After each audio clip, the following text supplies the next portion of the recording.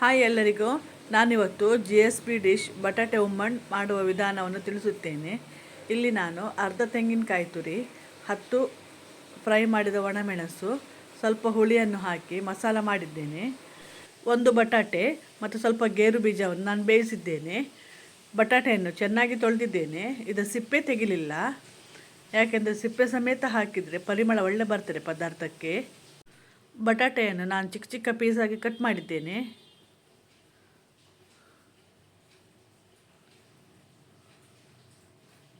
ನಂತರ ಗೇರು ಬೀಜ ಮತ್ತು ಬಟಾಟೆಯನ್ನು ಸ್ವಲ್ಪ ನೀರಿನೊಂದಿಗೆ 5 ನಿಮಿಷ ಬೇಯಿಸಿದ್ದೇನೆ ಸುರುವಿಗೆ.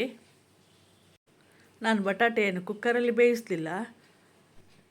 ಕುಕ್ಕರಲ್ಲಿ ಬೇಯಿಸಿದರೆ ಗ್ರೇವಿ ತುಂಬ ದಪ್ಪ ಆಗಿ ಬರ್ತದೆ, ಜಾಸ್ತಿ ಥಿಕ್ನೆಸ್ ಬರ್ತದೆ ಅದಕ್ಕೆ.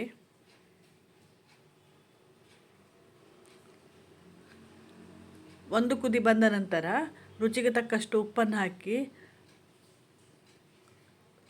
5 ನಿಮಿಷ ಬೇಯಿಸಿದ್ದೇನೆ. ಪುನಃ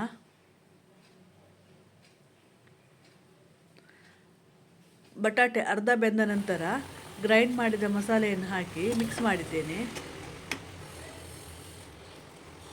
ಮಸಾಲೆ ಹಸಿಗಾಟು ಹೋಗುವ ತನಕ ಕುದಿಸಬೇಕು,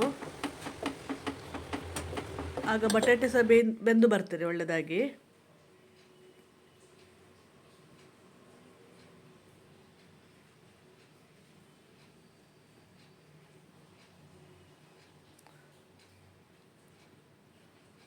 ನಂತರ ಚಿಕ್ಕ ತುಂಡು ಇಂಗನ್ನು ನೀರಲ್ಲಿ ಹಾಕಿ ಸ್ವಲ್ಪ ಕರಗಿದ ನಂತರ ಇದನ್ನು ಮಸಾಲಕ್ಕೆ ಹಾಕಬೇಕು.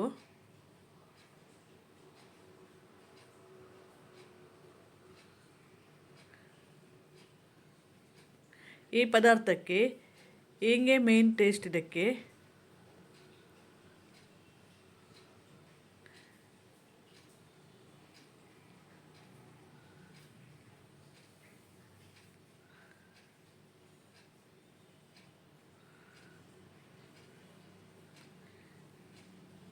ಇದೀಗ ಸರಿಯಾಗಿ ಕುದಿ ಬಂದಿದೆ. ಈಗ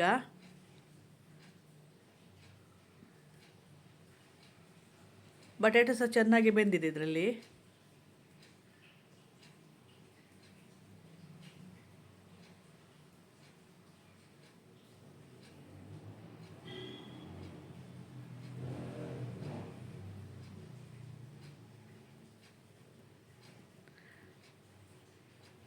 ನಂತರ ಇದಕ್ಕೆ ಇಂಗಿನ ನೀರು ಮತ್ತು ಅರ್ಧ ಟೀ ಸ್ಪೂನ್ ಆಗುವಷ್ಟು ತೆಂಗಿನೆಣ್ಣೆಯನ್ನು ಹಾಕಬೇಕು.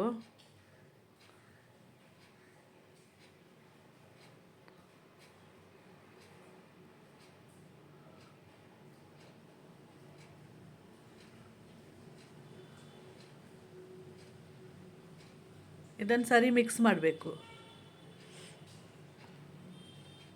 ಇದು ಅನ್ನದ ಜೊತೆ ಸಹ ಒಳ್ಳೆಯದಾಗ್ತದೆ. ನಂತರ ಒತ್ತು ಸೇವಿಗೆ ಜೊತೆ ಸಹ ಒಳ್ಳೆಯದಾಗ್ತದೆ ತಿನ್ನಲಿಕ್ಕೆ.